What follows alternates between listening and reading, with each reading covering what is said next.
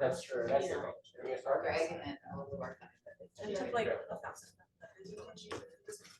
And Millie. Hello, Mike Kako. We're gonna get started because we don't have quorum. Keone Mahalo for joining us online. I think you're the only one online as part of the commission. We also have Jason Sean online. We have board commissioners here present. So we are staff. All right, so welcome everyone. We're gonna get started with the agenda. And so I'm assuming that everybody had a chance to review the minutes from the last meeting. So if that has been the case and there's no changes, can I get a motion to approve the minutes? Second? All in favor? Say aye. Aye. Minutes have been approved for the last meeting. Right, so the next agenda item we have is, so this is one where I've got to apologize to you guys. This is something that I missed. We're supposed to vote on a new chair and vice chair. And so we'll do that after this year, if you guys are okay with just having Eliza and us sit for the rest of this year as chair and vice chair. So moved. All right. Although I think Tony was. Come on, second. I'll second. Okay, all in favor? Aye. All right, so Eliza and I will serve as our chair and vice chair for the remaining of this year, and then that vote will come up at the end of this year for next year. All right, so next is an update from Amy on OER things over the past quarter. oh, sorry. Awesome. Okay, I'll get started anyway as she pulls up. This is really, hopefully I'm gonna try to be quick because we have 3 presenters here today, and Kim will not be here today. She's taking care of family members who have all sorts of doctors' issues and needs, as you all know how that goes. But to the next slide. So just starting off today, reminder on the 3 priorities that you set for us this year, which are working on the grants contractor, support to expand incubators and accelerators, and connections for small businesses. So first, we will get started with our grants contractor this month. The combination of organizations, I guess, that are involved include Melissa Ham from SCOG, Rasmussen, Becky Soon from Solutions Pacific, and Veronica Rocha from Essential Leap. So our team is like, we would have loved to have got this started earlier, but contracts and such, the process ends up taking a while. But here we are today, and really kind of inspired and excited thanks to the Federal Fund Summit that most of the program managers were able to attend for one of the 3 days last week that the state sponsored that Federal Fund Summit. So really helpful, a lot of good information and a lot of connections made to it. For the incubator and accelerator update, David Tallenberg will be providing that. And he is our Economic Development Administration Economic Recovery Corps Fellow. So it's the right presentation. But I wasn't sure. Oh, thanks. Thank you, Alex, for that. Perfect. So David will provide an update on that, but I just also wanted to note, one of the things that is that we're moving along and having some progress on is working with Kat Kashner at the Department of Land Management to, I wish Greg was here to hear this, to revise the city's Chapter 36 regulations. And those are with regard to how we lease city property and buildings, city spaces, and city vacant land. Really what we have to do today is go with the highest bid, right? And so that limits our options in terms of economic development and what we'd like to do in terms of incubation and acceleration. And she's nearly ready. We're going to make some revisions and definitions in her bill so we can include nonprofits. We could potentially waive support for arts and culture organizations, as well as for the purpose of economic development, which we'll define kind of by like, you must be an Oahu resident, your business must be at least 51%, owned locally, kind of like that in terms of what would allow us to use, say, for example, Tony, some of the retail spaces in Chinatown that the city owns that are boarded up right now. So Department of Land Management has some funds that could help them with renovation and modernization, but we want to activate those spaces and say like, take them through an HIR cohort with Keone, and then the businesses could bid to experiment in a retail space at a below market value for a year, 2 years, however we might define the parameters of such a program. But for us, this is huge. This is an opportunity to work inter-city departmentally and to really start changing some of the laws and ordinances to allow for, what our office can do, which is really move forward economic development. So next slide, just real quickly, Oahu Business Connector, we launched this March 5th. We've talked to Chris here about it already, who's from the Wahiawa Value Add and Product Development Center, but we're really excited that since March, the website has had 6,700 visits. We have had 880 requests for assistance through the resource finder, so not just visiting the site, but fully going in, name of business, all that information to like say, okay, you need to go to Purple Mine for support for XYZ or whatever it is. And then also some businesses may request for personal in-person assistance, and we've done 50 custom connection plans through our resource connectors through the website, in addition to 42 other connections at our small business connection sites, which are in Kaneohe, Kaka'ako, Kapolei, and Haleiwa once a month. So all of that is moving forward, and you can see the top areas of interest right now. David, moving to the next slide. Oh, sorry. You didn't know. So other programs, just to provide a quick update on. I know. There is a COFA migrant death benefits program. Seems a little, out of the zone for OER, but Councilmember Kia Aina really wanted to make sure that Compacted Free Association migrants had the same opportunities that U.S. citizens had to receive a death benefit, basically to help pay for funeral expenses when someone passed away due to COVID. So that program will kick off next month. We have the contractor in place, just some final documents to be signed. Alex back there behind Olin is working on our food security $1.1 million fund to support food insecure households with locally grown or locally manufactured foods. Just really need to get that through Corporation Council, and hopefully be same by the end of August. That money will be out there supporting our local farmers. We weren't able to retain the $8 million. I think we mentioned this last time in food systems funding, which was a major bummer, but the city, as with all the counties in the state, is facing a very large hazard pay settlement, which will be over the $110 million that the city has set aside. So pulling back these funds was an attempt to kind of make sure that the budget next year isn't too impacted by the settlement. Next is Good Jobs. You guys are aware we have $5 million with the University of Hawaii to provide workforce training. So our funding is only for Oahu residents. 386 have registered, 23 have completed training, 30 courses were completed, and 47 courses are currently in session.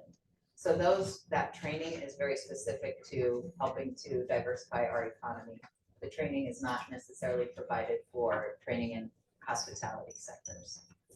And then the Broadband Equity Access and Deployment Initiative, Constantio is in charge of that for our office in this county, working with the university and the other counties. We're working towards the challenge deadline for the maps that Hawaiian Telecom and Spectrum submitted, so that either nonprofit organizations or individuals can challenge if the map doesn't show that they're or underserved to a certain degree. We've done outreach with the $100,000 that we received from the university in Waianae, Waipahu, Kapolei, 2 in Kalihi, and 2 in Hauula. And also Constantio wrote a great proposal to the state for $720,000 in digital equity and affordability to help get out to those organizations in the community that do that work. And hopefully we'll hear about that award date on August 28th. Yes. So other small business initiatives, I think many of you have heard about the state small business credit initiative. They have 62 million from the feds to get out to small businesses to support them. OER was awarded $186,000 to provide technical assistance. We're focusing on financial and accounting services. Our zone was really socially and economically disadvantaged individuals and very small businesses. So we're just getting that underway with a contract that's in process. And related to this work as a continuance, hopefully could be an earmark that we submitted to Senator Schatz through the SBA to provide another $440,000 to help disadvantaged and small businesses to get access to paid resources, again, like legal, financial, accounting services, etc. And finally, kind of community-related events around Shop Small Saturday or the day after Black Friday.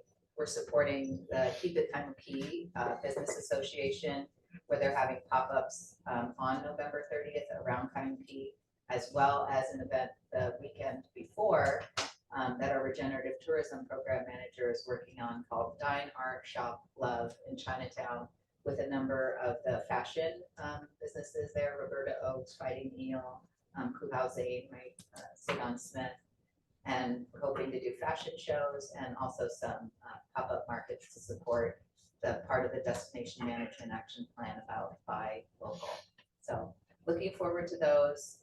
One last initiative that we're, Constancio is also working on is getting some funding out of HUD through their CDBG Section 108 proposal or initiative for disadvantaged small businesses to access loans. So these would be primarily sort of the, as of today, unbankable businesses, those businesses that would go to, Tony, and he just couldn't give them a loan given the, their assets or their credit worthiness right now. So we want to make sure that people have access to capital that, at a very low rate, possibly through a CDFI like CNHA has to get that started. More likely that would probably start in 2025 at the end of the year or early 2026, because we have to get in the city's consolidated CDBG 5-year plan first. So government programs, there's always a process. And then finally, just Are the 5-year plans done every 5 years or they're updated every year? it's updated every year if there are changes, but they did that back in February. And then this process will start with public outreach. The Office of Budget and Fiscal Services does that public outreach, and we've met with them, and we're getting ready to meet with the managing director and the director of Budget and Fiscal Services to share this proposal and to work to get economic development as a plank in the CDBG plan going forward, because it is not presently. I know.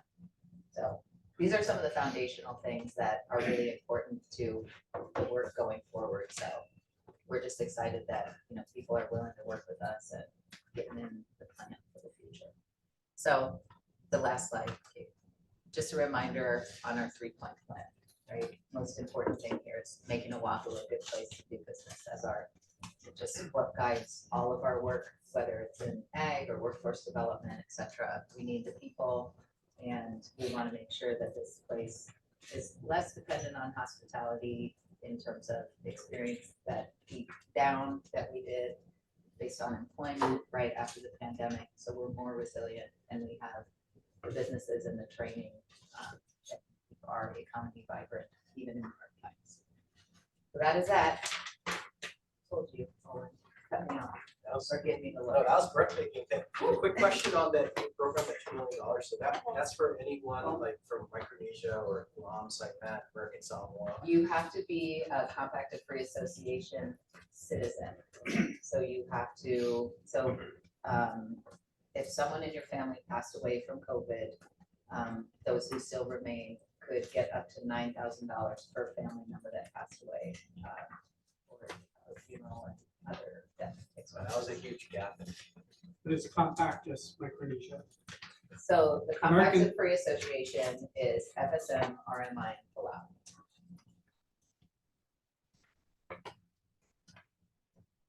Thank you. Any questions for Amy?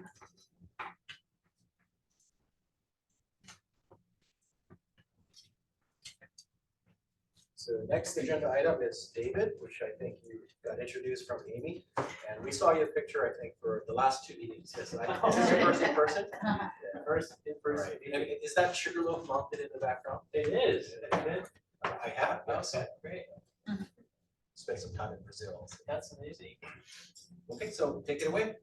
Great. Actually, I think Constantia is going to kick us off with the Oh, first go ahead. couple of slides. You want me to take it? Yeah, all right. Well, first of all, without the presentation slides, it's really a pleasure to be here and meet all of you in person. I've known about OER and coming out here since January. So it's been like molasses coming out here, but now I'm here. So it's really excited to be a part of this exciting place and all the work that everyone here is doing. Today, I will be discussing my role as the Economic Recovery Corps Fellow. I know you have all probably heard about what the ERC is and what we aim to do, but I'll just go over the basics a little bit again and about the scope of work that I'll be working to complete while I'm here in Oahu. I will then provide everybody with an update on the SBS program that has been in development here for quite some time, and touch upon some additional programming that OER has in the pipeline. And after that, we can open up the discussion. Great, so I'm not sure how much you all know about the ERC, but the gist of the Economic Recovery Corps is to create a cohort of professionals, both who have been in economic development and who are coming into the field, and create a network across the United States and territories. So I'm part of 65 fellows placed all over, 2 in Hawaii. My colleague Mina Yurtua is in Puna on the Big Island. And we are working with communities to help build capacity and provide more equity-driven strategies for each community's unique needs. I can't speak to the work of everyone else, but I'm working with OER on small business support, startup support. I have colleagues working in affordable housing, basically across the board, workforce development, small business retention, expansion. We're doing a lot of different projects. We are here. I am here for 2.5 years. I got here in June, so still very fresh. So please bear with me if I don't know the acronyms or the places. I was just talking to Chris and just trying to figure out my geography a little bit. So I think over the next 2 years, I'll figure it out, but I'm starting slow. So yeah, that's the gist. And I've been here since June 8th and getting to know everybody, and it's been a really positive experience so far. Great for the next one. Great. Okay, so Startup Business Support Program. We have the tagline is empower leaders, build the ecosystem, and diversify the economy. As you all know, there is a big task here OER is undertaking, which is to help diversify Oahu's economy to have this place not be so reliant on just tourism. I understand City County of Honolulu was hit quite hard by the pandemic. A lot of jobs were interrupted. I think in some way many have bounced back, and in some way others have not. So one of the main goals has been to rebuild, revitalize an economy that includes a more diverse array of jobs and ecosystem in general. So the SBS program targets underrepresented minorities and individuals with limited English proficiency or migrant status. We've noted that there's a large percentage of folks in Oahu who, just by the nature of the demographics of the place we live in, fit this target. This is a very diverse island, as I'm learning. And I think OER really hopes to provide programming and support to those who may have not received benefits of traditional economic development thus far. So that's definitely, I would say one group, but it's not. I understand there's many groups that can be captured under this definition, and I'm working to really get my head around who's all here and who could really use support. My role as a fellow is consulting for OER. I'll be offering strategic input and recommendations regarding small business startup programs and other topics as well. I'll be working to nurture stakeholder relationships. I've already started, I just talked to Chris, and Chris invited me out to his center, and I've reached out to some of you to set up meetings. I'm really hoping to get to know all of you over the next couple of years. But ideally, I really want to help nurture the relationships between everybody and serve kind of as someone that can help the connective tissue of Oahu to kind of bring everyone together and be able to facilitate conversations in order to maybe partner up on future grants or get to participate in each other's programming. So I really hope to be a part of it and to help facilitate closer relationship between everybody. Another thing I'll be working on is carrying out economic development research. I'll touch upon it in the next slide, but I'm already trying to put together resources from federal sources, national think tank, Urban Institute, many different places that have economic development resources and research for folks here in OER and on island to be able to access and use to tailor however they want to tailor proposals or programming to fit the needs. So really, I'll be working on doing some research. Participating in program design and implementation. I think we're definitely in the design phase of the SBS. I think Amy and Constancia have done an incredible job already with all of you kind of setting up the framework and the goals of the program. And I'm really looking forward to diving into it. I realize that I'm very fresh, so I can't just dive into it without getting to know everybody and learning more about the place I'm in. But I'm really looking forward to getting on board and helping with this design and implementation phase of the program. Additionally, evaluating program impact is something I think I can bring to the table here. My previous work as a federal project manager has allowed me to kind of see a wide breadth of different programming in an international development field. So I'm looking forward to examining kind of the programming that's here on island and seeing how the SBS can be designed, implemented, and then evaluated to see how we can grow programming, see what's working, see what's not working for the community here. Finally, I'll be working to identify appropriate funding sources and opportunities. I think appropriate. There's so many funding sources out there, from private equity to different loans, grants from different sources. So just finding ones that fit the needs of the community. I'm working already kind of on the same lines as the research and data list on really good funding sources for our office. Next slide. Great. Some update about what I'm doing right now. As I mentioned, I'm just coming on board, so I'm really focusing on learning and actively participating to get my comprehension of where I am and who this office is working to serve. So currently I'm researching the state of Oahu small businesses and entrepreneurial ecosystem. As I said, I'm meeting people every week, asking questions, understanding how everything works. I've been setting up meetings with organizations such as the ones you were all part of for accelerators and incubator programs. Yesterday I met with YWCA. Last week I met with, oh God, I've met with so many folks so far.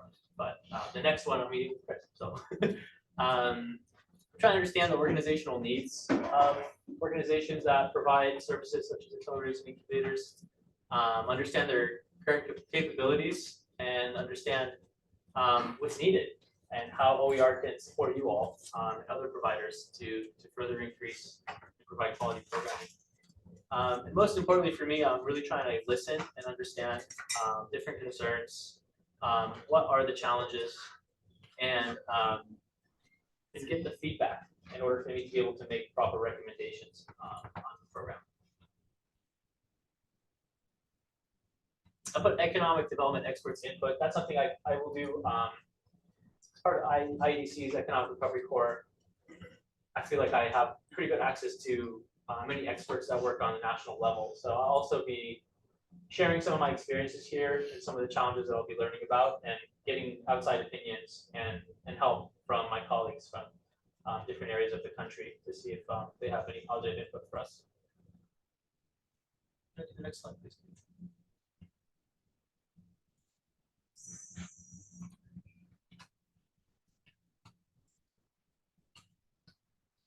I Oh, was really? looking we're in.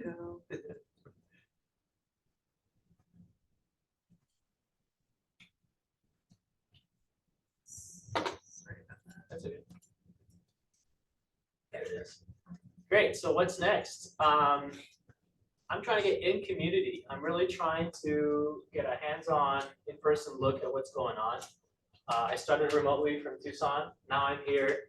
I want to be in office and I want to be in the field. So what I've been doing is trying to get in-person meetings with everybody, trying to get out into the offices. I really want to sit on some accelerator sessions if possible.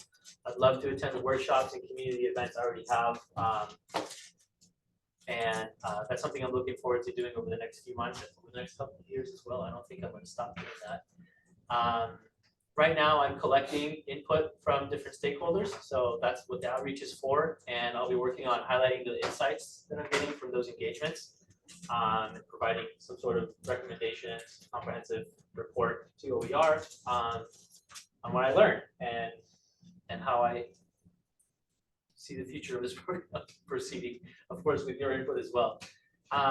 And the third thing is something we're exploring right now. Constantia and I have met with Urban Poverty and Business Initiative, UPBI is the acronym. They are an outfit from the University of Notre Dame. They have run a 10-month incubator accelerator program all over the world. They are kind of a nimble accelerator.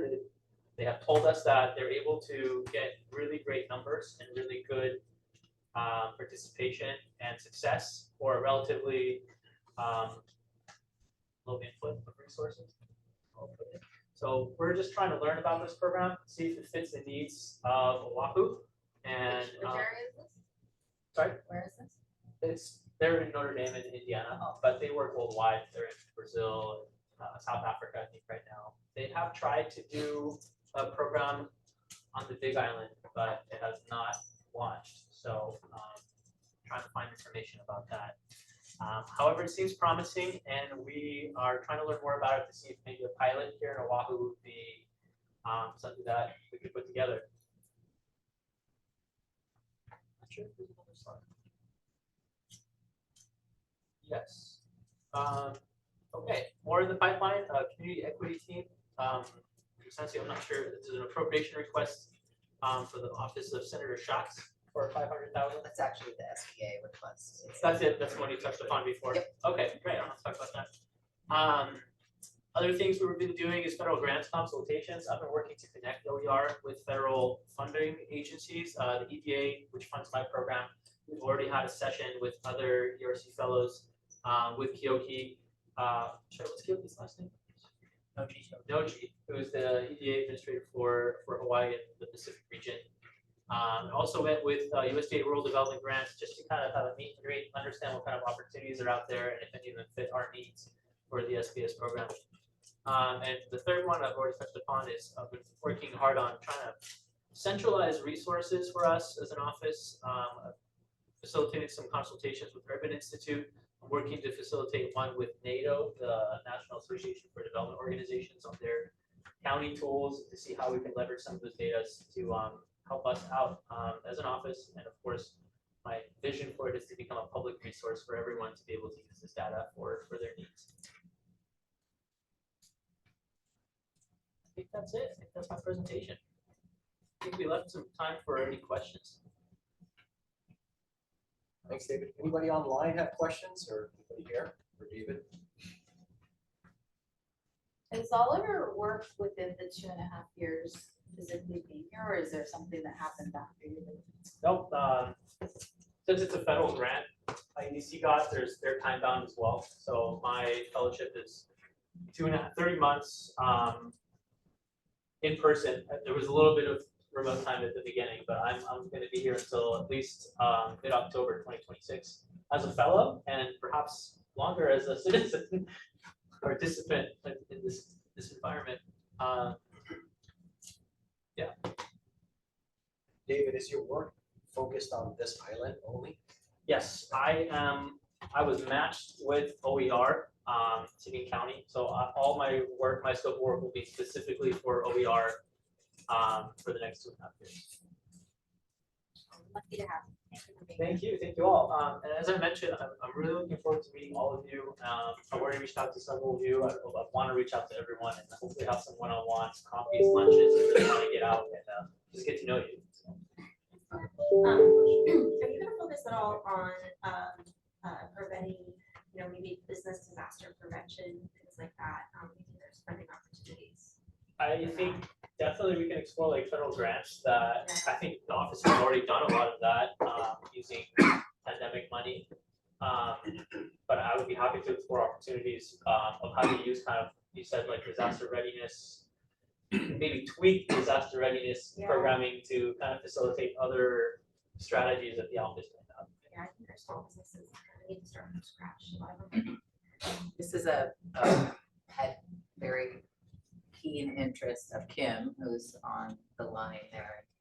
We've been trying to put together a webinar for OBC, the Oahu Business Connector webpage, to do like the essentials of emergency planning for businesses. So all those videos are usually, 15 minutes, very short bite-sized segments.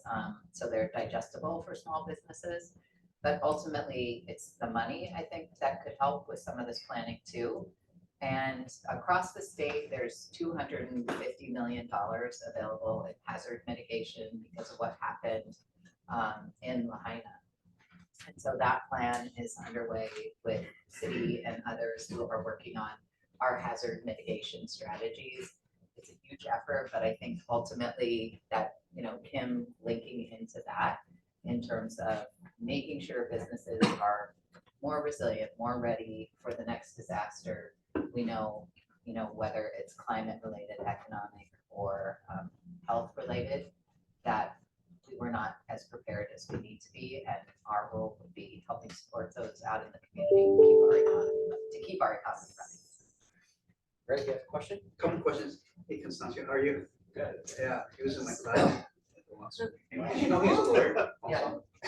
We know that. Among his many He's a lot of degrees. things. Yeah. Were you nervous when you saw it? I'm a teacher. I've been in your Right. class. Although I do threaten students that they could come back. Probably the worst is like, oh, the answer's not in the book. That's And all exactly, these students are like, what do you mean it's not in the book? yeah, especially for what I was teaching, but, two questions. One is, do you have capacity to do more work? Or are you fully booked? That's a pretty broad question, Greg. No, because we have a procurement initiative and we could use some help, but I guess I could ask him to pull you in, but. It is under OER, just to be. Oh, yeah. It's a subcommittee. So we have, It's like a- I don't know if I'm gonna report on that, but, Later. Jimmy did share. okay, No, it's later in the agenda. anyway, so we can talk about it later, so. Yeah, I'd love to. If you should- Love to sit down and talk about it. I mean, I would have to obviously include the extensive to see what kind of bandwidth I'm working with, but definitely open a conversation. Yeah, because I see some research could help. And then the second thing, do you know, Michael Morris? That's who we've been speaking with regarding this urban poverty. Right, Business because initiative. he's been trying to come here for a long time and I've been trying to help him. His first time was a few years ago and, his significant other, Malala Miyazaki, I think she works for the city, doesn't she? No? Yeah. So she's involved too. That's who connected us to, Yeah. At first I tried to get Chaminade to do it because they have a focus on underprivileged, but somehow it didn't work out. And so he needs funding, right, to bring this program here. So anyway. That's kind of what we've been discussing. Just, I want to get my head around what the program is and how it can work here, but we I are. think in a nutshell, it's using entrepreneurship to uplift communities. so what we're working on is David seeking a pot of funding. Yeah. So similar to the state offering funding for accelerators, mostly on the higher level stage, maybe those are ready for growth, those who are ready for export in the technology or manufacturing or other areas. This pot of incubator or accelerator funding would be focused more on the early stage and or specific industries. We're thinking about everything from, supporting creative industries, acceleration, maybe ag acceleration, like trying to find some of those niches also that could use, if they got a little support from a Mana Up new program or something that they would also be more robust or even, on the path to, okay, we hit that 5-year mark in the levy. It falls within our incubator initiative, I think. Mhm. So it's part of that. So Yep. something we want to do anyway. But anyway, I've been to his, he gives an annual workshop for entrepreneurial professors. So I went to Tampa one year, UH sent me. And he did a great job. He just had a webinar on LinkedIn, through LinkedIn on fundraising for underserved communities. And when I looked at the panel, I told him, you don't have anyone from the private sector, man. That's not right, a bunch of academics talking about that. I mean, you need them, but also private people. So he said, yeah, would you be willing to do it? I said, well, in 2 days at 5 a.m. White time, I don't think so. But it's tried and true. And, they mean entrepreneurs by academic discipline, which is like an oxymoron. But they had to focus on research, which is exactly what entrepreneurs don't do. Right, they're trying to publish academic articles on entrepreneurship. So, but at least he's made it a legitimate field for academic institutions. Yeah, we were really impressed with our conversation with Michael, and that's kind of the reason why we put on the presentation to share with you all, is that this is something we're going to be actively pursuing to see what OER's role can be in a future program that is working with Michael and his organization and other community partners here. And like you said, the private sector could play a very strong role in this type of partnership, as funders potentially, but as participants, mentors, and accelerators and folks involved. So. Yeah, I mean, his Hawaii connection is what makes that happen. He cares about Hawaii. He used to be a professor at Schuyler. So I don't know that. his girlfriend is from here. She's my wife's classmate. Misaki. So, people make the world go around, right? She used to be a professional golfer too. Did you know that? Oh, I honestly thought he was in Indiana. I had no idea if it was all like that. Interesting too. Anyway, those are my 2 questions. Thank you. Thanks, Rick. Anyone else? So mahalo Vi'oi. Yeah, I served in the Peace Corps, so the question that Greg asked, I was asked all the time. You got more capacity? So, yeah, be ready for that. So, I'm also an RPC. I learned know in many different languages. So next we got Chris Bailey. So mahalo for coming out today in person and sharing. So the floor is yours. Thank you. Hi, good morning, everyone. My name is Chris Bailey. I'm terrible at golf, so I'm no good as far as that part of the conversation. But also I'm the manager of the Waihoa Valley Added Product Development Center. It is a project under the University of Hawaii Weaver Community College. So I'm going to share more about our project because it's brand new facility. Share more about the facility, its capabilities, and our programs, and how we're going to support our ag community, our entrepreneur community, and ultimately our students. A little bit about me. So I moved back a year and a half ago for this role. 11 years ago, I left Hawaii because I want to explore Valley Added.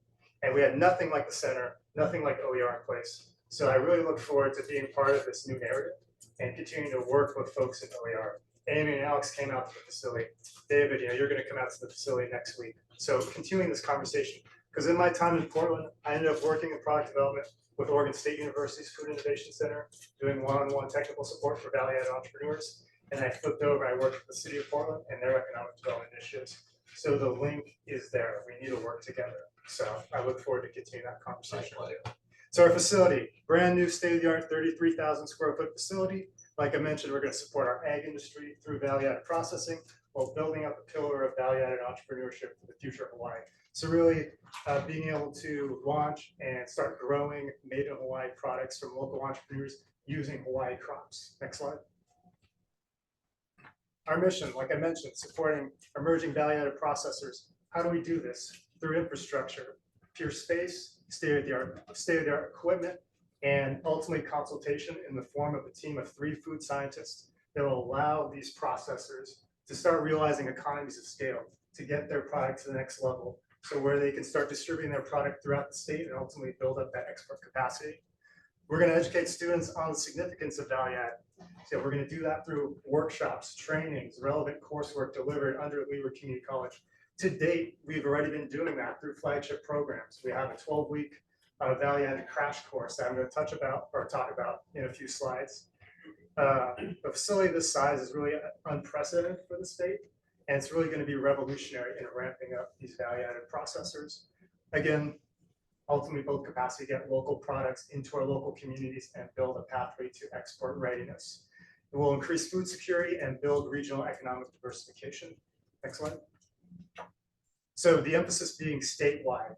And this project is based in central Oahu, but we're not limiting our reach to the island of Oahu. So ultimately, it's part of the vision of folks like Senator Donovan Del Cruz to create a statewide food innovation network. We position ourselves as an incubator, where ultimately with this vision, there'll be incubators on every island. There is currently an incubator on the island of Maui through Maui College and their Maui Food Innovation Center. They've been in operation for 6 and 7 years now. So we really have been communicating with them to learn about kind of, their whole life cycle. And, they just recently opened their second phase. So to understand, their highs and lows and how we can continue to improve based on their experience. So we want to support entrepreneurs statewide through industry expertise, infrastructure, and ultimately help ambitious food and beverage innovators grow their sales channels locally and into export markets. Next slide. And so just to level set, when we talk about value add, we're really centering it on taking agricultural inputs, so local crops, and transforming it through cooking, through slicing, frying, drying, freeze drying, and turning it into a product with increased value and increased shelf life. So some examples, ulu chips, hot sauces, chocolate. Next slide. So quick overview of the facility. It is 33,000 square feet. About 12,000 square feet of it is divided between 5 kitchens. So a healthy amount of production floor space. That's really going to be the engine to what we do, getting these value-added processors in to start leveraging the equipment to be able to scale their process, realize that efficiency, and ultimately build consistency in product. So we really want to eliminate you walking into a food land and seeing, well, what is this bottle of hot sauce that's locally made at this level and this one at this level? We have the equipment to help produce that. We have more than 700 square feet of cold storage, and more than 35 million has been invested in this project. Next one. And so I mentioned our production kitchens. 4 production kitchens sit in the center of the facility, so it's really the heart of the center. They're adjacent to one another. We have 2 kitchens on the wet side, so that means you have a commercial hood system. So that photo on the left is an example of a wet kitchen. So that's ideal for products that you're baking, frying, or cooking, things that give off steam, grease, smoke. So think frying your ulu chips, doing your hot sauce production, your variety of baked goods. We have 2 of those, so we are able to double up our capacity.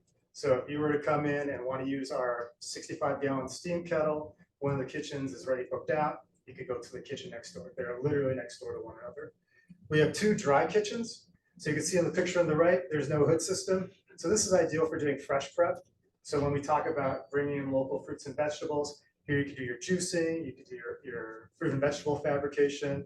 You can also do things like fresh salsas, fresh dough production, spice mixes. That'll happen in this dry kitchen. We've got a variety of small appliances in there. And actually, jump to the next slide. So you can see, here's a quick overview of just some of the capabilities via equipment within these processing kitchens. The photo up there is a top-down view of the dry kitchen. So you can see a lot of the smaller appliances for doing things like coring pineapple or cutting lettuces.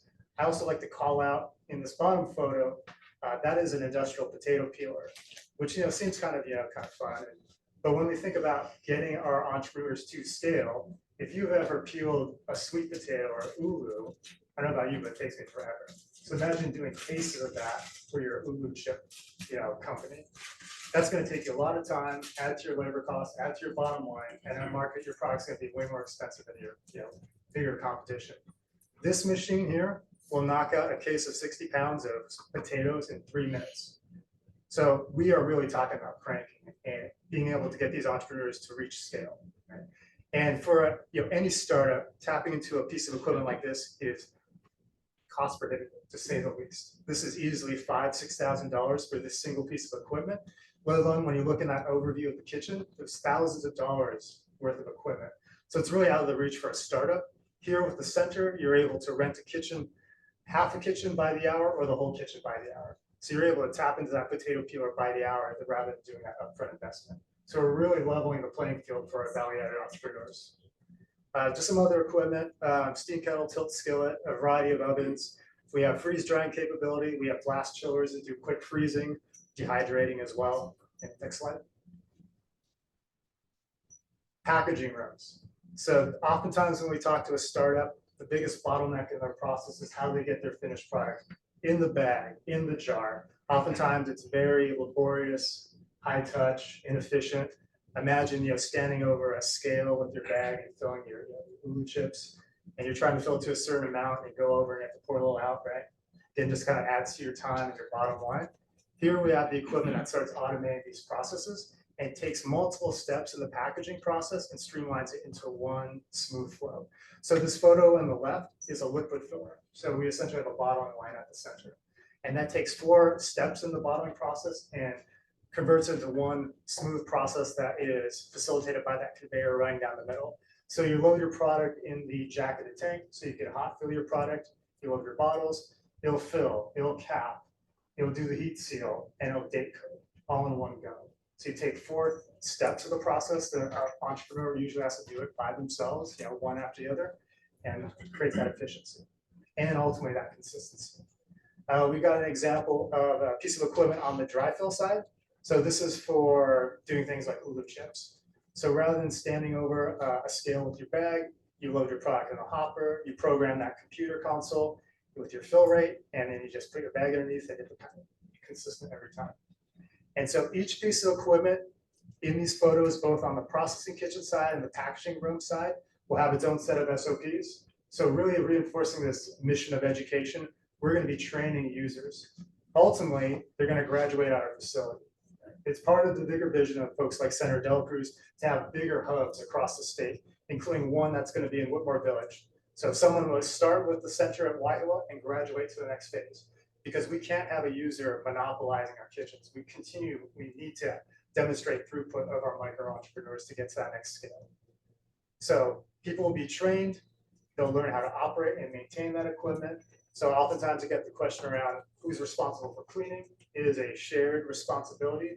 We're really trying to cultivate a community of users. So each SOP for every piece of equipment will have its baseline step-by-step guide to how you clean it after use. And then we'll work with a third-party vendor to do weekly maintenance, deep cleaning of the kitchens as well. Because we need to graduate these users out knowing how to operate this equipment for when they go into the next phase. It would be irresponsible of us not to do that. Next slide. And so just some other photos of the equipment, another photo of the packaging line, or sorry, the bottling line. That is a flow wrapper, which does the individual film seal. So if we're working with the next Honolulu cookie company, we're able to create individual film packets for your cookies. You could do granola bars, you could do dehydrated fruit even. Next slide. Storage. We do have centralized storage on site that users will be able to rent by the rack. In our main storage area, we have 450 square feet of temperature controlled dry storage. We have over 700 square feet of cold storage, refrigerated cold storage, rented by the rack as well. Next slide. Incubation. So again, fitting in our mission of education, how do we deliver it for a community of users that are creating product for sale at market? We do that by creating a 3-year incubation pathway, where every year there's going to be a base educational requirement coming in the form of online asynchronous coursework, ongoing on-site workshops and trainings that everyone has to opt into. And ultimately, they're going to self-report growth metrics, including sales year to year, jobs created, percentage of local product implemented in their product, because we need to build narratives of growth across their time with the center. And so with that, we're going to reinforce this commitment to education versus having bigger industry come in and monopolize our center. And we end up training them to a level of growth to when they graduate out, they go into the next phase, better. Product development. So independent of kitchen rental, we'll have a team, like I mentioned, of 3 food scientists on staff to deliver the one-on-one consultation around new product formulation, existing product reformulation. We'll also do things like nutrition facts panels, base food testing. So we offer it in a couple forms. We do it by hourly consultation, which is an independent fee for service from renting a kitchen. We also have more in-depth project-based work, where if you come to us and you want us to create a line of 5 hot sauce flavors using local seaweed, we can do that, but it's going to have its own independent scope of work and project proposal. So I mentioned product testing, and mentioned this is fee for service, priced independently of incubation status. So you might be able to rent the kitchen by the hour, but if you want to work with a product developer, that's its own cost. High pressure processing. So this is really the crown jewel of the center. The center has Hawaii's first high pressure processing machine.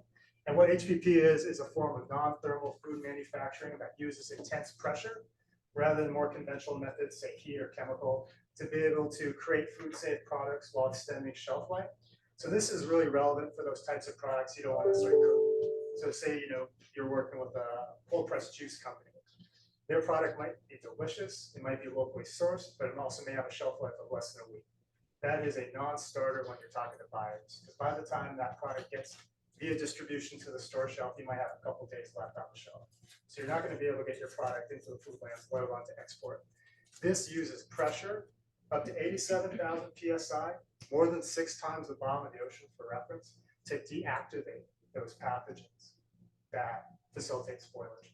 And product goes in fully packaged in flexible packaging, so it's plastic, so no glass, no metal, gets loaded into that center tube, you can kind of see in the middle, sealed shut, water is flooded into that tube, and more water is forced in to create that intense pressure. It's held for 3 minutes, and it comes out, still in the package, looks the same, in theory should taste the same, but with a shelf life much longer. So for something like a cold pressed juice, on average, shelf life is extended 30 times. So you go from a week to months. It becomes a game changer. So we're getting local food into communities and then building up that export market. So ideal categories of products: juices, cutter pureed fruits and vegetables, seafood and meat, fresh sauce and dips like ulu hummus, guacamole. One really well-known example of a product line that uses HPP, if you ever go into Starbucks and you see their cold case, there's a line of bottled juices, Evolution Fresh. They are a client of this company, Hyperbaric. So we work with Hyperbaric. They're a company based in Spain. They're really the leaders in commercial HPP. Our model in the photo is a Hyperbaric 55. That's a reference to the capacity, so 55 liters. So that's actually the smallest in their line. They've got machines that fill entire factory floors and go up 2 stories. So this machine is really designed for product development and pilot production. So the idea being part of the bigger statewide continuum is you start with us, we work with you to develop those parameters for, well, first validation and the parameters of what you run your product in HPP. And then you flip over and you go to Whitmore with the bigger machines and you're really to crank production. Again, we could do some pilot production, but we've hosted prospective users, including the folks doing ulu hummus. And we literally took their container and measured in those blue plastic baskets how many units we could fit. We could fit 42 units. And, factor in 2 minutes to load in, 3 minutes up the hold the pressure, 2 minutes load out. So 7 minutes to do 42, or 7 minutes to do 42 units. Math is not my strong suit, but ultimately you'll hit your ceiling. So when that company, talks to Costco and they get into Costco and they start expanding, there's going to be a ceiling to what we can do. Right? So this is really the first step. Next slide. We do have a variety of educational spaces. So rooms like this event loft on our first floor, I really value as the bridge to the larger community. When they hear about value adds, like, what is this whole value add conversation about? We're able to deliver a whole host of programming, on-site workshops, product showcases. Next month, we're doing our first community incubator farmers market as a means to build that bridge to our larger public and our generalists that want to learn more about value add, and potentially could pipeline in to other programs offered via LEAP. So we have media space or media kitchen in our event loft, so we could do live demos. It is tied to camera and sound. Next slide. So a little bit about classes. So our flagship program we call Aina to Makeke. It is a 12-week crash course that touches upon everything from cost of goods to intro to food science. Ultimately, we use this as a bridge for existing food entrepreneurs or new pre-launch food entrepreneurs to figure out how to build a bridge into wholesale opportunities. And so at the end of this course, the companies that participate will actually get FaceTime with a food line buyer, a chef's own buyer. And the idea being a company could come through this class, build a relationship with a local buyer, and then in theory will have a standing purchase order and they really have questions around scale, and that's when they pipeline into the center. That's where we can help. This class right now is being delivered by Libra's Office of Workforce Development in partnership with the center. Excellent. And so here's some photos from our very first cohort. We've completed 3 cohorts. We're halfway through our 4th cohort. Every cohort, we work with 15 entrepreneurs. We're averaging 2 cohorts a year. So to date, by the end of the year, we would have graduated about 60 local value-added entrepreneurs. All companies making a product locally using local ag. And so our plan for next year is to be working with another 30 entrepreneurs across 2 cohorts. Next slide. So in addition to education and really being able to upskill these entrepreneurs, we want to mirror that with a pathway to marketplace access. So you can see in this left column, we're developing or creating more opportunities for these companies to sell and get exposure on a local, statewide, and really a national, international scale. So to date, upon completing the course, we've been doing local activations with Pro-Rich Center. For a lot of these companies that are just coming out of the class, this is their first in real life sales opportunity, which is huge. So immediately they're getting sales, they're getting feedback. This year we're going to be entering Made of Life Festival. We developed an incubator alley, so 17 companies that have come from our Aina Mekeke class will be tabling there this year. And we are laying the groundwork for the Fancy Food Show in Las Vegas in January to get companies that have come through Made of Life and graduate Aina Mekeke to be able to take their product and display it in front of national buyers. So you can see in the second column, just some of the numbers behind each opportunity. The pop-up at Pro-Ridge averaged about 2,000 in attendance for a single day. Made in Hawaii, it's going to average 50,000 across 3 days. And for the Fancy Food Show, we have more than 3,400 verified buyers in attendance. So really bridging from local sales opportunity to national, international exposure. Next slide. And so we're also doing standalone seminars. We currently have, before even the doors are fully open to the center, and I'll share more about our timeline in a bit. But we've been How doing. much longer is this presentation? How are we on time? I can end it now. No, I'm just curious. And Couple more slides. I'm actually on the advisory board. Chris mentioned that, but I'm hoping this is what we're going through in the advisory committee, so that's not to miss it. Yes, well, we'll talk more. I Yeah. love it. Because we got to talk about subcommittees later too. So value added 101, HPP 101. Again, we're trying to create as many touch points into the center as possible and continue to demystify things like value added, demystify things like high pressure processing. So we're doing monthly workshops online centered around bringing in different people that are contributing to this value added movement. This week, we're bringing in Innovate Hawaii and a couple of consultants around HACCP plans. So that's happening Thursday. And we've been working with Hyperbaric really closely to develop programming.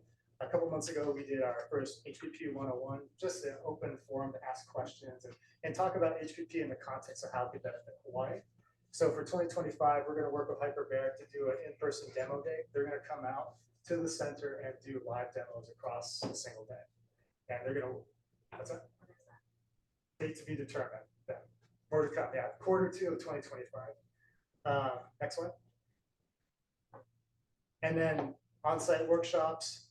We have a series called Value Added Hands-On, where we're able to merge everything from the food science behind certain product categories, bringing in also a local entrepreneur to tell their story and get some hands-on work for participants. So we just launched it last year. We brought in a local salt maker to do a live demo and a workshop with 30 participants playing their own custom salt blend. So every month we're going to do a different category to highlight a different product type, how it plugs into the center, how it can help you scale, and ultimately rest it on the story behind an awesome local brand. So this month, next week actually, we're going to be doing a sausage making workshop. So if you're interested, please come on out. And ultimately, we're trying to build a certificate pathway to start. For those that complete all the courses, they'll get a certificate of participation.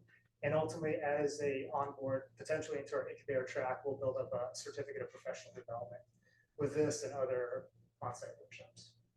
Excellent. And that's it. I'm done. Hopefully that means there's no questions because I talk so much. But yeah, any questions?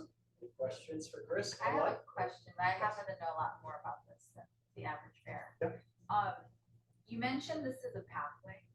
So how are you folks, and I know I've asked this before, but how are you folks working with current entrepreneurs as students so that it falls into this earlier stage, or how are you folks navigating that? Yeah, well, I guess maybe my question is, current entrepreneurs, like in what phase? Are we talking kind of like a pre-accelerator, like early stage startup? Maybe mid-stage and later stage, Okay, like some of the companies you had examples of yeah. on your slides. So, for that, I mean, in Island Makeke, I mean, a majority of participants are companies already in operation at varying levels of revenue and size. But they come into Island Makeke with a very specific focus. They may want to bridge more into wholesale opportunities. So we're able to upskill them there. But then ultimately, when they enter our incubator pathway, we're going to have a whole menu of different workshops, classes, both on the product development and business development side. They'll be able to continue to upskill them. So that's how we keep them current as students.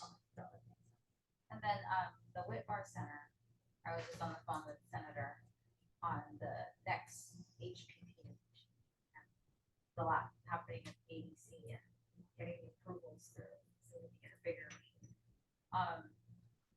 Do we have any sense of like timing on like when we might get like approval or something bigger that would have that pathway, or is that still kind of up in the air? I think a lot of details are still being worked out. I mean, we've been talking with ADC, we've been talking with UHCDC. That's going to help with kind of design and just kind of bringing that vision to more concrete life. But as far as timeline, I'm not really clear on that from my end. I think what we're trying to do is just steady and stand up that pathway so someone could graduate to that facility. And so right now it stands as 3 years, and I think it comes off of conversations like our last advisory board meeting where, okay, what does a pathway look like that will run in concert to when Whitmore is ready? So, if there are delays or, we'll be responsive to whatever may come down as far as timing with Whitmore. Yeah. What are your goals? Like, I'm sorry, Go ahead. just how are you measuring your progress? What are you trying to do? Yeah, I think And I'll piggyback on, my question is gonna be capacity. If we think about your potential, what percentage of your capacity do you think you're operating at? Like half, 25? well, right now we're operating at a very small capacity because I kind of neglected to mention we are open as far as we were doing workshops, events, tours, but we're working through a few key punch list items with our contractor that's tied to Department of Health certification. So when we're fully up and running and have users in that kitchen, we're going to operate in some form like a support kitchen, right? With a lot more bells and whistles and education tied to it. But we are going to be a Hawaii Department of Health certified facility. And when users on board with us, they're going to be working with Department of Health to be a licensed user within our facility. We have a few key items on the construction side that need to be completed based on conversations we've been having with Department of Health. So once we clear that, we're going to write SOPs. We're currently onboarding graduates of Island Makeke. So when we are ready to open the doors, they could come in and start testing out our systems. So to the topic of capacity, it's still pretty small. But his question was goals. Goals. Metrics and goals, like 5 years from now, what are you trying to do? Yeah, I mean, I think, right off the bat, goals are throughput. Just activating those kitchens and working with entrepreneurs. Just activity, Activity, yes. not job creation or business creation. Well, it is part of our metrics. I mean, from that workforce development angle, when people enter our pathway, we are going to track revenue year to year, but also we're going to track and work with companies to understand what is that job creation picture look like for these companies. Because it is a big need for a lot of these micro entrepreneurs looking to scale is how they staff up. And we want to be responsive to that, help connect dots, but also ultimately we want to track those metrics as well. How many jobs are being created, how many jobs are being sustained, what kind of internship opportunities you're also creating as well, leveraging groups like our culinary programs, our food science programs within CTARS, UH Manoa. So that's part of the metrics we're tracking for incubators. And then did you have an ask for us or you just informational? I You have mean, an ask? well, I think I definitely wanted to provide some more context on this project since it is brand new. But I think, my ask is, well, I mean, we are a relatively small team. When we're fully staffed, we'll have 13 FTEs, which also includes security and custodial. But right now we're at 2.5. So I think we're always looking to get the word out, knowing that we're a very small team. Are So you trying to hire right now? We are, yeah. So actually, our first food scientist starts next month. And so that's the person that's going to be delivering a lot of that one-on-one consultation. We're trying to hire a facilities manager, so that's kind of in motion. But, I guess as far as, an ask, I think, I just come, with the hopes that you can continue to, or hope you can advocate for this project at a bigger level that, right now we can't because we're just limited on capacity. And the whole point of the series of speakers today was opportunities for business, right? Like, what are the opportunities that are out there for small business? And so this is some of the things that are in various stages of development. Any last questions? I have one more question. How are you guys, how do you work with, I'm confused how you work with LCC. Is there a workforce development component where you're working with high school and college or how does that work? Yeah, so this project, I am a Weaver employee. This project is being managed by Weaver Community College. And so the way I frame the relationship with Weaver's Workforce Development Office is it is a partner department, and we collaborate on programs like the 12-week course. But also we are working to build pathways via Weaver's main campus for early college and college. Like, for example, I didn't mention we have a credit certificate in value-added entrepreneurship that layers in Weaver's entrepreneurship business department, sustainable ag, and culinary. So that is one pathway for dual credit opportunities that can ultimately springboard into the subject, because we do want to build up a workforce around value-added entrepreneurship. And also from a personal standpoint, I want to build a workforce around some of these shoulder industries, like localizing product development. Because again, when I was in Portland, in Oregon State, too many local companies were farming out consultation to the mainland. And also machiners. There's a lot of complex machinery there that when I get asked about maintenance programs, some of that stuff we have to outsource or bring specialists in. So working with Weaver's Integrated Industrial Technology Department to build apprenticeship on site to build up that industry as well. Ask about your thoughts on the scalability of the model. Is this a self-sustaining business model, or is it going to require ongoing subsidy from the government? Is it something that could have been created through private investment versus government investment? Yeah, I think there's always opportunity to, I guess, create it through private, but I think right now our mission is throughput and serving a much younger stage of business. So with that, we have much more accessible rates to access that are way off the market rate. So our mission, our kind of emphasis is throughput of micro enterprise. Yeah. So for your folks, a specific hub, it's still going to be kind of subsidized to a certain extent. Yeah, for the To offset future, that, will be yeah. outright subsidies. Yeah. There are revenue streams. Yeah, there seems to be revenue streams. Yeah. I'm just wondering like, how much that is versus the cost. Yeah, ideally at some point it's sustainable. Good HP rental, storage rental, but Right. there's a lot of. Yeah, because you mentioned the thought of having like a network of these, right? Which makes me wonder like how much of that can government subsidize and how much of it will require outside capital. I mean, the key to this whole project was that it had to fall under a community college, and the key is that it is more students as it's ramping up. The bigger part is the Whitmore Center, which is essentially like the food bowl in New Zealand, which is what this is on. I'm really impressed. Like Melly, I visited with you like years ago, and with a bunch of government officials. And it's amazing how much progress has happened since then. It's really impressive. But yeah, I mean, again, I've been in this role for a year and a half. I mean, and just hearing the stories and just kind of where the vision started to work is tremendous.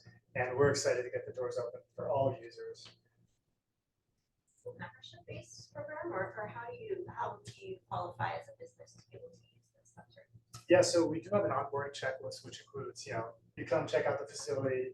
You also go through like an intake process, intake form, and just pretty base level requirement as far as compliance with Department of Health, your GT license. And I could share more about that, our checklist, but it's pretty open access. I mean, in the intake process, we'll kind of identify like, well, maybe you're a little further along, you're a bigger industry.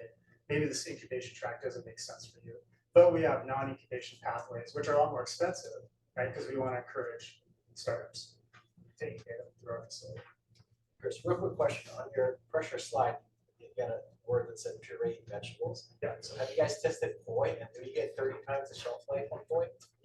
We have not tested poi yet, but I think that's the beauty of our project and our machine is, when we're fully up and running, we'll run poi through.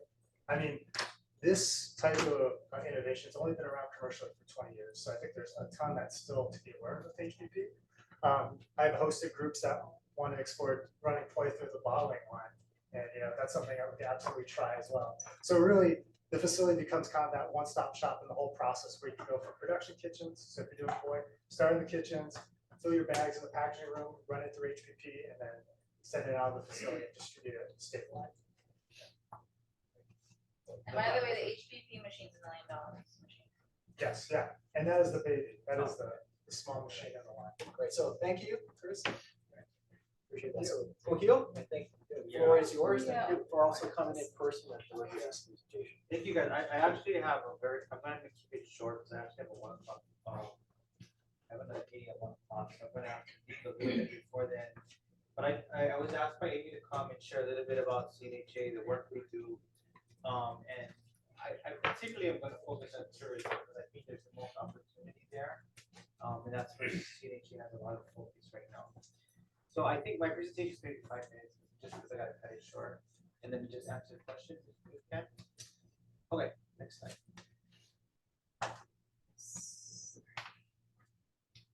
So just some high level, CNHA's mission is super broad. It's enhance the cultural, economic, political, and community development of Native Hawaiians. I've kind of diversified slightly by, rather than being an organization just focused on Native Hawaiians, it's more Native Hawaiians serving Hawaii. So it's kind of like I brought in the scope of what CNHA does.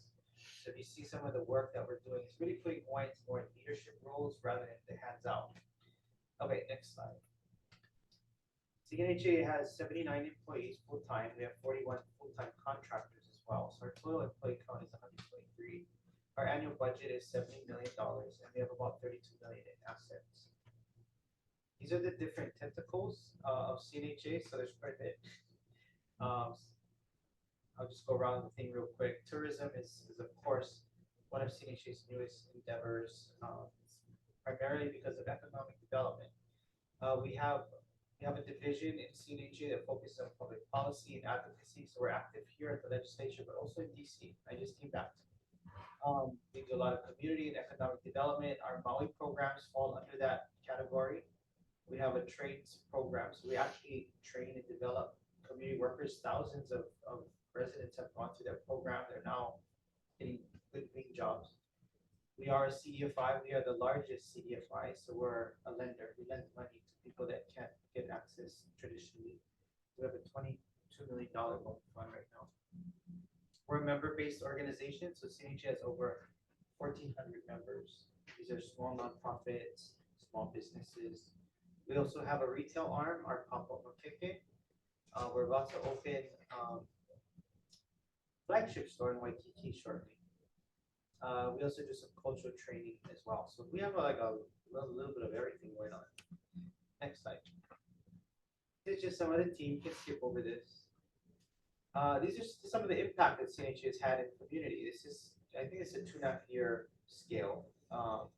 Rent and utility assistance is something that we actually administer largely with the city and county of Honolulu, but also with the state who has programs as well.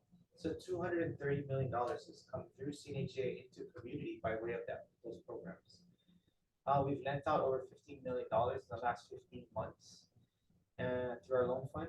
Our Makeke has generated almost $5 million. I think that's 18-month scale, so over the last 18 months.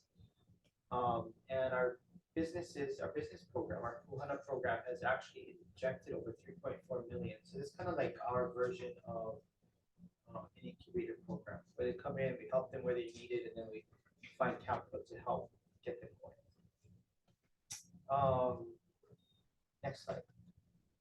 This is specific to Maui. We are extremely active on Maui. We have quite a bit of programs going on there.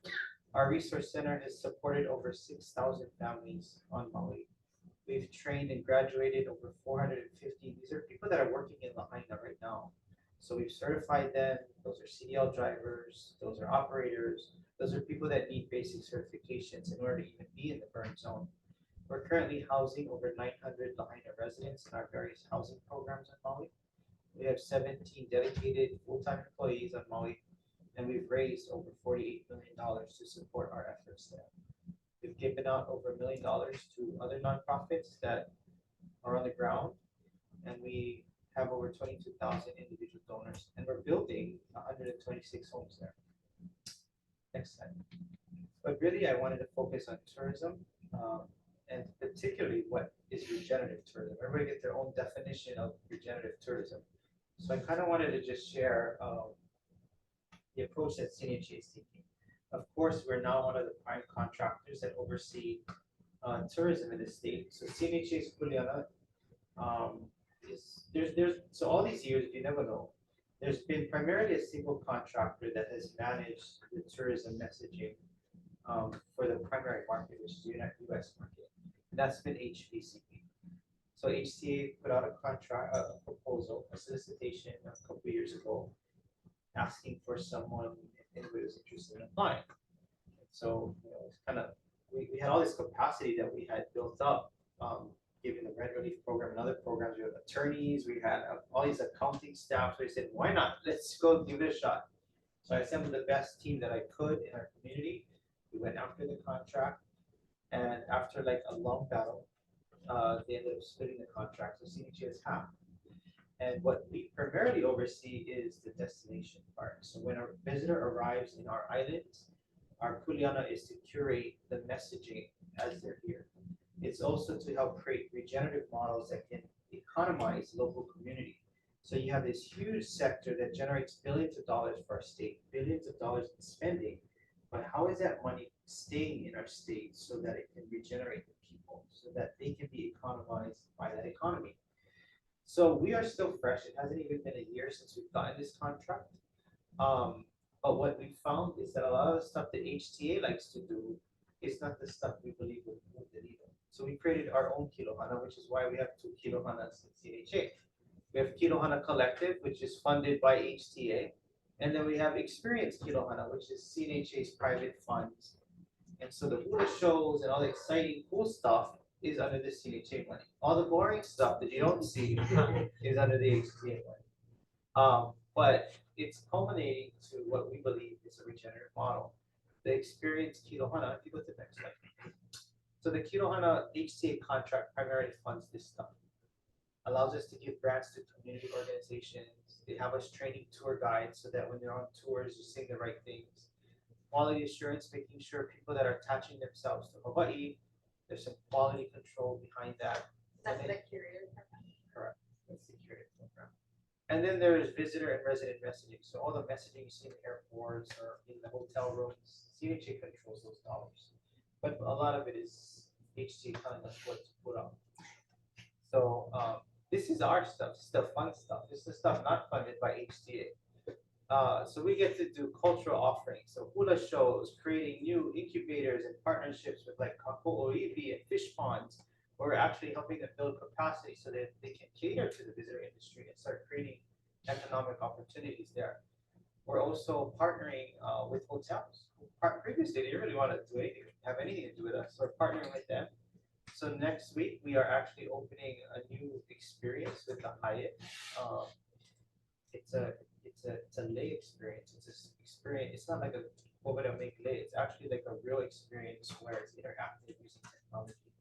So we get to do these fun things on the CNHA side.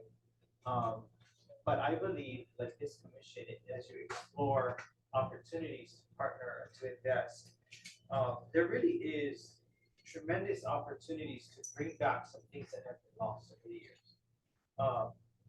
We talk a lot about ag farming, but there's another, like flower farming is another important industry that is just almost decimated at this point. Nobody grows flowers. And so we import like 90% of our flowers right now. All of the leaves that we buy, the vast majority of that is all outside. So there's opportunities even there to create an ag industry where we can bring that all back to life. There's opportunities in helping direct traffic. Because CNHA controls the tourism marketing dollars, where do we push the traffic? How do we economize local businesses to buy local, shop local? Not Cheesecake Factory, but eat at a local eatery. So like there's opportunities to partner with this commission. I did want to share one thing that I think is very exciting with the city and county of Honolulu. So the city and county actually controls a lot of Waikiki's public spaces, like we do.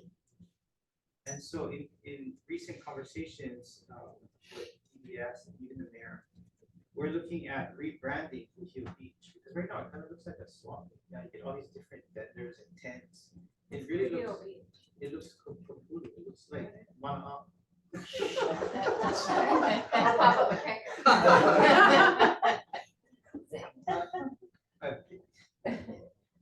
But if you think about the opportunity to put local businesses like a Mana'a in spaces like that, where you can sell local products and you can create an experience where it looks and feels authentic, that the community gets behind it, you're enriching the experience, you're creating something that's cool, and you're supporting local businesses.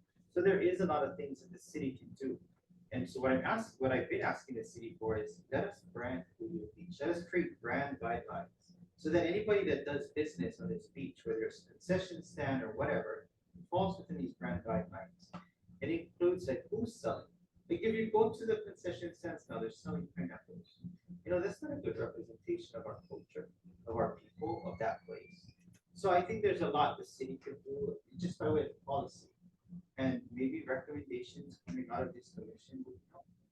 So like that's just some ideas, just to stimulate your thinking. But of course, CNH is open for business. We want to partner. We're happy to partner up too. We've got a lot going on. This is just tourism. But yeah, happy to answer questions. I have a question on the CDFI. I know you didn't get into that too much. Has that been challenging to deploy money on? Do you have a lot of, what's your criteria for? It's not challenging to deploy the money. I would say what's challenging about being a CDFI is the type of borrowers that you work with require constant support. And so it's a capacity issue. So if you issue too much loans, it's a lot of people to manage, a lot of expectations, a lot of follow-ups, because every one of them have unique situations. That's why they can't walk into a bank. You know? So we have to handle that most of the time. And so our capacity is oftentimes stretched by the borrower's capacity. So we got to give them a lot of attention. So, but I can tell you our CDFIs have the lower delinquency rates than traditional banks. Because it takes more support. Just on, just on top of that, you offer wraparound services to lenders such as finance training. We are HUD certified, so we're HUD certified counseling agency, so we do wraparound service as well. We do financial literacy for more like a rough course, some rough training about how to manage your money. And then we help with home ownership. So we've had IDA programs in the past where you match every dollar you save, will match you with $5 until you reach your goal. So there's different programs that we launch. It's all dependent on resources that are available. Like the CDBG section 108 funding. So the city has capacity to draw down $39 million, right? We wouldn't be able to do that and plop it in a CDFI or put it out into the community, because the many banks and the many credit unions that we've talked to are not too interested in working with the type of borrower that we're talking about. And the only CDFI in Hawaii that actually focuses on those small businesses are CNHA. So what we're hoping that we can do with the creation of this program, which as I said, is going to take some time, is educate the people that we work with in the city and budget and fiscal services and corporation council, etc., what a CDFI is and why this is a financial institution on our islands that needs a little bit more support if we are really to, have a flourishing entrepreneurs boot camp, early stage development, value add products, all these things. They need capital. That through all those 6,700 interactions on our website and the 5,000 businesses that our team has visited in person, access to capital is always number one. And so many are afraid, to take out a loan. Just think of all those, like the tiny mom and pop, right? That there's no way they could be ready for Mana up at this stage. They need something else to even become bankable, to be able to go to to read or to these institutions, so. Yeah, what I add is like, that could be a very powerful tool for this commission or even for the city. Because it's regenerative in itself, right? It's not like you give up grants and that's it, done, the money's gone. This actually regenerates. People pay it back and we work with them. So if they can't make a payment, we defer it. If they lose their income rate, we'll re-amortize their loan, so it's fitting to where they are. And then we'll revisit it. So we have all of these tools to help them in their situation. So it's a regenerative model that pays for itself and provides like support forever. So it is a cool tool that I think is completely misunderstood, that could be used to revitalize a lot of businesses that are struggling right now. For the business portfolios, I think in our loan program, maybe 40% of our loans are business loans. They're the most risky loans. But with the right tools and wraparound support, it can make anybody's make it happen, right? So it's a critical tool, I think, to keep businesses alive too. We've supported a lot through the pandemic. We were the only ones doing PPP loans. We were the only ones doing, like, as far as a non-bank institution, we're the only ones that actually did. Because a lot of the small businesses couldn't get PPP loans with the banks, so we're the only ones that stood up to try help them. 100% return payment, all of them. They all got either forgiven or they paid back their loans. So there is risk that we take, but the reward for them is huge. Successful. Did you see It's a Wonderful Life, the movie? No. Really? It's a Christmas movie, but it reminds me of Bailey's Building a Loan, because they're a lender with heart.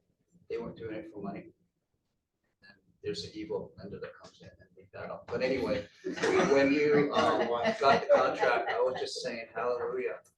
Because I represent HTA a while back when they tried to fire HBCB. And so it was a big negotiation. But I mean, they do a fine job of what they do, but the problem, I think, in the long run has been, it's not about money. They made it too much about money. It's all about money to some of these people.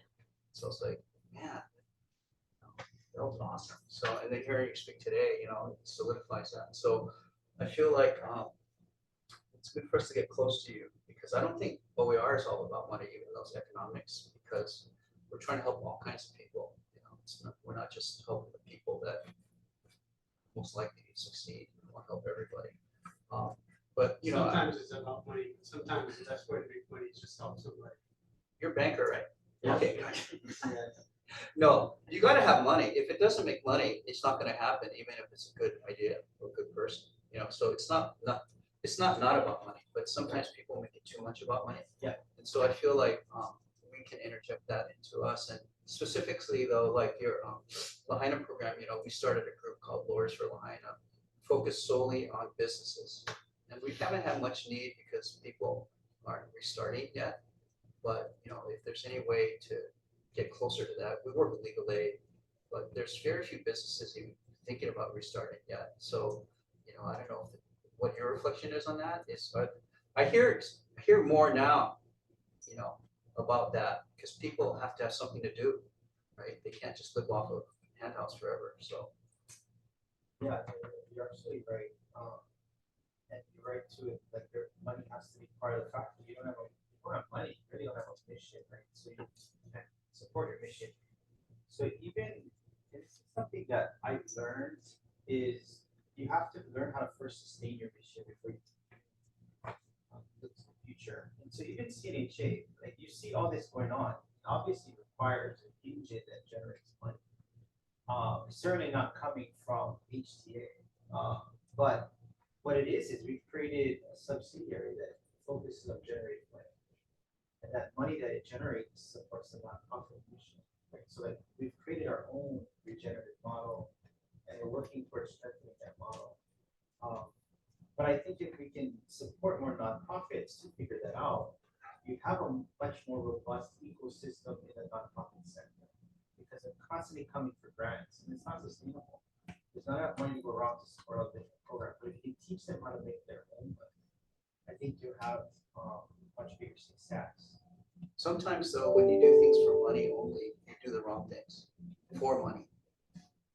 Like, we've lost our brand. Hawaii was very different when I was a young kid. that helps sell Hawaii. So that's So why I I think the for-profit arm focuses on making money, the nonprofit stays nonprofit. Just make your money. give Keep it to them us. separate, yeah. Well, we got a quick time check. I know you said you have a 1 o'clock. Is that it? Couple late? No, it's a count. That's it done, okay. Any final quick question or comment? I just had a comment, yeah, I got to meet you maybe before, but, to see where you've come from then to now and how many different things you manage. I'm constantly like, how is CNHA doing all these things, but, it's just really refreshing also to hear you talk about tourism with the city, because it's something I think that the city has really neglected to take on. And I think that the city does have a very important role in that. And so I'm really glad to see you guys are talking about that. And I think OER is probably, I think I said this in my testimony to the council for our budget, because they're trying to cut our budget this year. But I think OER is the only department in the city that can really pivot and be nimble. And so I think that partnership with you guys makes a lot of sense because you're very much that way too. So I see you here. I got to push out to AD before I leave because I think a lot of the capacity that CNHA stands on today is because the city took some risk in working with CNHA early on. I took over CNHA and then the pandemic hits, right? I'm like, oh my God, what are we gonna do? All our programs no longer relevant. And so we pivoted to support the city with the rental assistance, and it really took risk on their part to partner with CNHA. But the capacity that built, that's like Olin and I got to know each other too. We designed a system that didn't exist, but it's like the capacity that we stood on there allowed us to leverage and pivot to the next thing. So I really got to base a lot of the success that you're even talking about to that contract and to that support that we got from you. I second that. It was really bold, maybe, to move that contract into communities, I think, or at least make space for that. Could it easily been won by an accounting firm?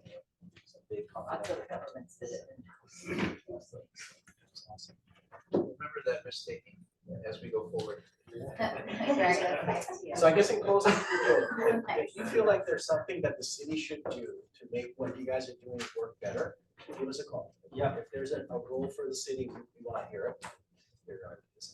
No matter how crazy. Yeah, no, I think, the city definitely should contribute. I think there's opportunity, you guys get a percent, the city gets the city gets a percentage of TAT. How is that regenerating this engine that supports all of us, right? That's one. The other thing is they control public spaces. Like the curation of that in itself helps to create a brand that people will be attracted to. Because right now, like, the whole Waikiki strip needs to be, in my opinion, just re-innovated and create something that is actually attractive to the visitor, but also something that locals can really embrace. And it's not right now. So like there's just policy things that I think could help. There's economic opportunities to leverage and partner, incentivizing local businesses to get back into Waikiki. It's tough to be in Waikiki. It's so expensive. It's a certain market and clientele. You got to know how to talk to that audience. People need support. You need more business development support to play in that particular sector, and there's just not enough of it. So there's all kind of stuff that can happen. But I can continue to work with you guys to collaborate. Thanks for coming. Yeah. I'm gonna join on Zoom. We go. Everyone else need to leave. I have parking right here. Okay. So CK for parking. You guys okay to push on to the agenda? Because we've got a few more things here. Yeah, as long as Keone's on. So Keone, thanks for sticking around. Hopefully we didn't cut you off if you had any questions. Okay, so next we've got action items here. So the first is Greg is up. Yeah. Floor is yours. Okay. Hey, Khalil. I'll keep this short. Let me just report. So we have this bid. We met a few times, and I want to thank the staff. I want to thank Amy, Tim, Kate for pushing us forward. To Eliza, to Melly for joining the committee and participating. It's not easy, you know, because we're trying to do something really hard here and, you know, take some guts, I think, to press forward. So that's why I was talking about, remember our DNA. And so here's some just overall concepts I'll share. It's, I think we should leverage what OER is about in doing what we do. It's about taking action, taking risks, not being afraid. If it fails, it fails. In that way, we're sort of practicing what we preach to our customers, you know. So while we want to be diligent and do the right thing, sometimes we're gonna have to just chance them. Or take action when we're not sure, right? And I think that in doing so, we're gonna hopefully help change the culture to more be supportive of local business, both within the city but outside the city. Because you know, I think in some ways we're our own worst enemies. I've known that in entrepreneurship. You know, 20 years ago we started, people really felt inferior. I think we've kind of gotten over that now. And we have Olin, people like Olin around. Could stand up to anybody. But the point is, it starts with how do you feel about yourself. You know, and so I think OER and the commission can help. And then another concept is I think we should keep things simple. You know, as we get into preferences, we can get really complicated and convoluted. And I think to me, the things that work best are simple that people can understand. Maybe, yeah, we're sacrificing some of the details a little bit, but you know, in the overall picture, simple will work. And also I go back, and Melly mentioned this in our meeting, you know, we should get the transcript of the council's hearing when they interviewed us and approved us. Because I think many times, as I recall, they told us to be bold, to go big. So it's not that we're trying to put words in their mouth, but we want to say, well, here we are, you know, because you asked us to do this. You know, hopefully spread some of the credit and, you know, some of the initiative to the council. And so I think just going forward, just quickly, we're gonna keep meeting. We have some meetings in process scheduled with some national organizations, but I think we also have to talk to some cities who have preference programs. We have to talk to our own people about procurement, so we're gonna do that. By the way, I'm not sure, you know, even our own city procurement is necessarily gonna be in favor of this, but that's okay. You know, that might be just an obstacle to overcome. I mean, it's not that they're necessarily against it, but it's not what they do every day to get up and think about, you know, how we're gonna create more business for local companies. You know, that's our job. And then, you know, if the mayor can get behind this, then maybe he can have them, you know, because I think they'll do their job if they're asked to do it. They're not gonna necessarily be the visionaries. So then we'll analyze the information, then we'll make a recommendation to the commission, you know. And just FYI, I didn't talk to Liza about this, but Mel and I kind of kicked it around. You know, I'm kind of thinking we're gonna just go with like a percentage credit for local business. 10%, just because, I mean, I'm not saying that's a number. Keep it simple.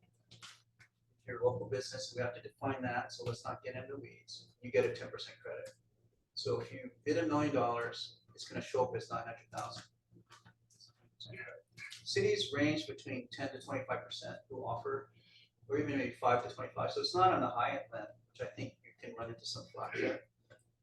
But you know, so that's kind of the theory I'm testing as I'm. Should we not be at the high end? Well, the Like, problem is is, the difficulty of doing business here well, in okay, market versus someone with scale? so that's a good point. What is the reason for the 10%? Is it cost? Is it to level the playing field? Is it to give your businesses an advantage? We have to think about what is our philosophy around why are we doing it? You know, if it's a level of playing field, that's okay, but that's not that interesting. You know, if it's to boost people forward beyond just a level playing field, you might get into a higher number. I think whatever number we pick, we have to justify it. So when I say we have to take chances, I'm not just saying be stupid, but we have to give a rationale. So I want to look at what does it cost if we were to offer a discount at any level. We have to look at how many local businesses get contracts now versus not. So those are the kind of questions I think we have to ask the city, because I think they'll be good at providing data. You know, if we ask them, do you think we should do this? They'll be like, you know, I don't know, right? That's not their thing. But when we talk to other cities that offer these things, we can ask them how they thought about it. But I feel like the pushback is also, of course, it's gonna be more expensive for the city to offer a credit, right? You're gonna have to pay more to local business. So you have to balance that against the need to have more local contracts. So I think, you know, I have this expression that I tell my clients is pigs get fat, cows get slaughtered. Just be a pig. You know, if we go too big, we might get our legs cut out from under us. Versus going high where it's uncomfortable but not so high, people say, you know, it's kind of like VC negotiation. You know, you want to push them to the point where they're not happy, but they're still wanting to deal, right? So we have to find that balance right there. But I was thinking initially 5, but then that's not sending a strong message, you know? 10 is My actually, fear would be if you did 5, the result may be not a single new contract, it's like awarded. And you kind of want to award enough volume so you can determine if you made a difference, right? If you just got one more contractor, say, how do you know? You need to get That's a true. bunch. I mean, you're preaching to the choir here. Yeah, so, But, you know, I want to be cognizant of the pushback, you know, that, because we have to get something through. So if you go big, that doesn't mean you go stupid. You try to code something that could work, that could go through. 25% might be tough, I think, but we can talk I about just think a that. lot of times the government gives an incentive and they give half of what may be required. And then they go like, oh, nobody, see it failed, nobody did it. It's like, well, No, there's some they're simply intangible, gonna lose less money if they. well, there's some intangible benefits like, hey, the city's doing something for local business, you know, I mean, there's some intangible benefits that I think will help the city overall. But yeah, you're right. I would go bigger, but I think 10 to me sounds like sort of minimum to get people's attention. Like, hey, because Act 221 used to be 10% and then they made it like 100%. That was too much. So that it became a hog that got slaughtered. Because, you know, but if you're just a pig, you can survive. So that's kind of what because we can do analysis of the wazoo to the point, but it's not going to improve our situation any. You know, at some point we have to just pick a number and say, this is the number we want to do. This is the reason. These other cities do it. Let's just ask our procurement people to help us make it happen. But Greg, doesn't like the 10%, the city's not paying more, right? So if it was $1 million contract and someone can only win that if they went under 900,000, so what it cost the city? I'm sorry, so it would cost the city another 100,000, my It would example, cost. because they're gonna beat the bid at 999,000, or, no, they're gonna they're gonna bid. Right, so, but they're gonna get paid $1 million. So they're That's gonna the cost get of paid $1 doing million business more. here though, right? So choosing a local company, that's the natural cost. And so we're choosing like the natural cost versus like an artificially imported cost.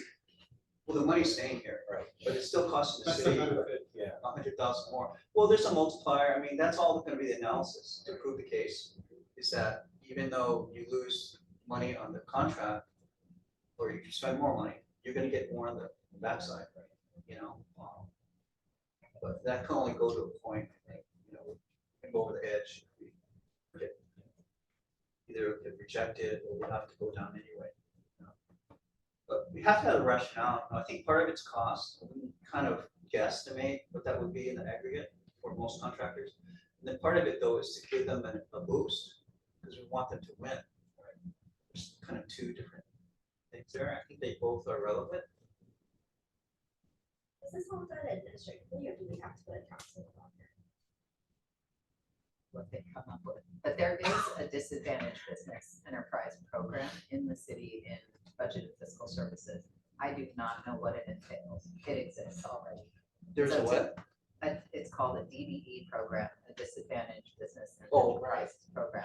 So I don't know what it all entails today because I'm in some training with the Oahu Metropolitan Planning Organization. We also got a presentation on the State Department of Transportation's DBE program.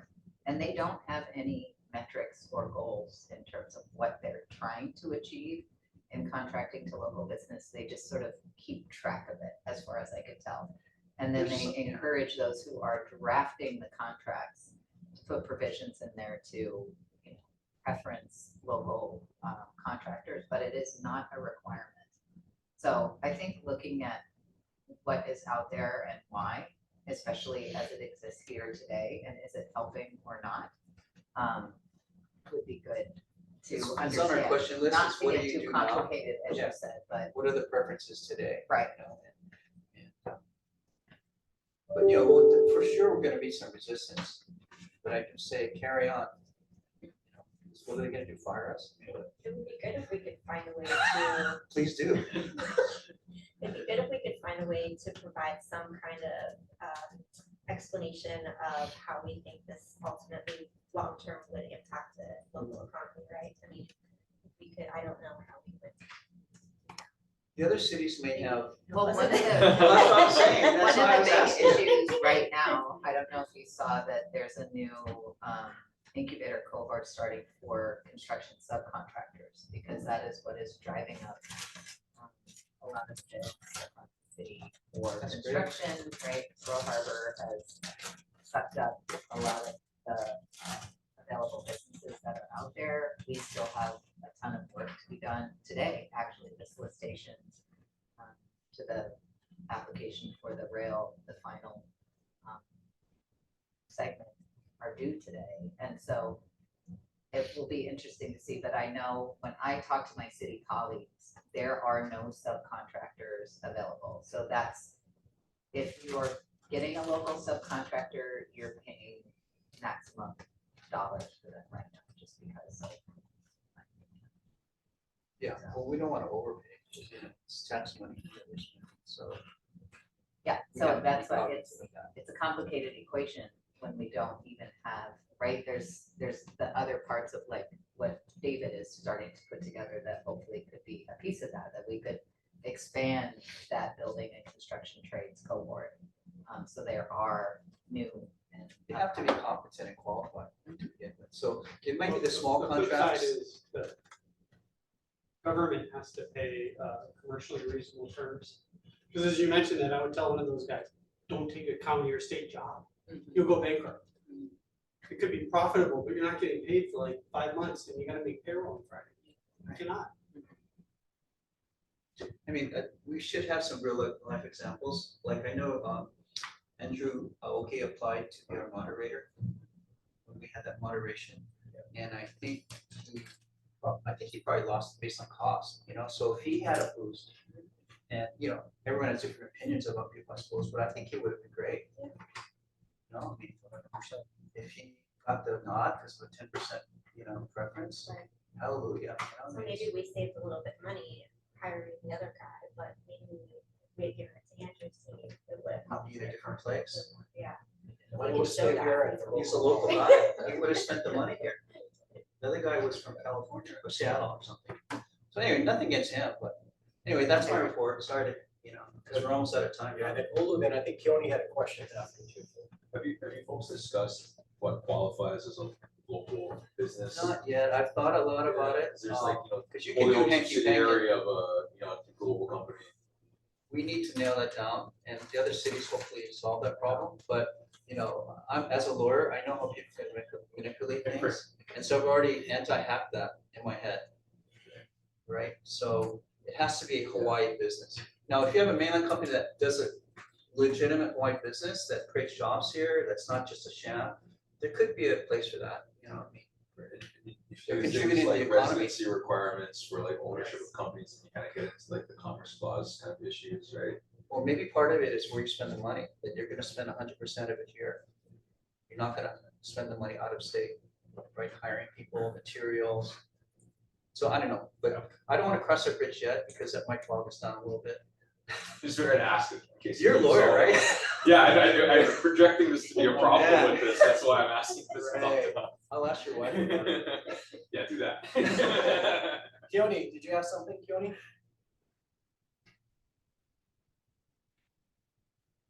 No, You put it in the chat. I put it in the chat, but Greg started to touch on it, so I put my hand down. I just wanted to let you all know I have a hard stop at 1, that's all. Kate, you mind capturing the chat stuff too, so we can see it? Do you want to say it, Cam?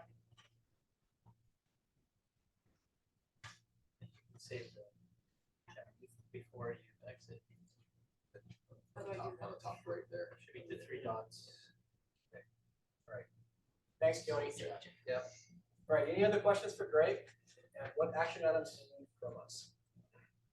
just stand by for some action. You ready to take action?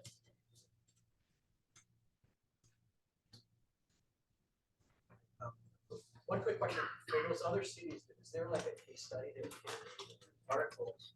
Sent to you. I guess Cleveland is the big one that's mentioned, New York City. That has some operating history with this? I mean, the articles go into that, but we should probably talk to them if we can. So that's one thing I want to ask Kim is, can she connect us up with these cities? Or maybe the organization we're going to talk to, their members. Because if I just call them, they probably won't call me back. Hence the request to David. I think I can't guarantee how much time I can put into it, but one of my organization partner agencies is NLC, National Legal City. They would know who you could talk to. Okay, I'd be happy they to can make an a- intro. I would be happy to make an information request and an Board intro. members also, the National League of We'll Cities. suck you in. All right, So, thank you. Thanks, Frank. So the next agenda item, we had about discussion of the OER charter revisions. So that Wanted was, to push it to the next meeting. we're gonna push that to the next meeting? I mean, we have 3 minutes. Oh, we're on time. Okay, so we're gonna move the agenda items that we haven't gotten to and move straight to any business that we need to add to today's meeting or next meeting. Right, if not, then could I get a motion to to close? So moved. So moved. Second. Sorry, who was that? Tony and Ray. Thank you, guys. A good meeting today, good discussion. Great, you're pumped up. Yeah, let's do it. I like that, 10%. Yeah, we would have had to have you. 10% for Hawaii. We can brand it.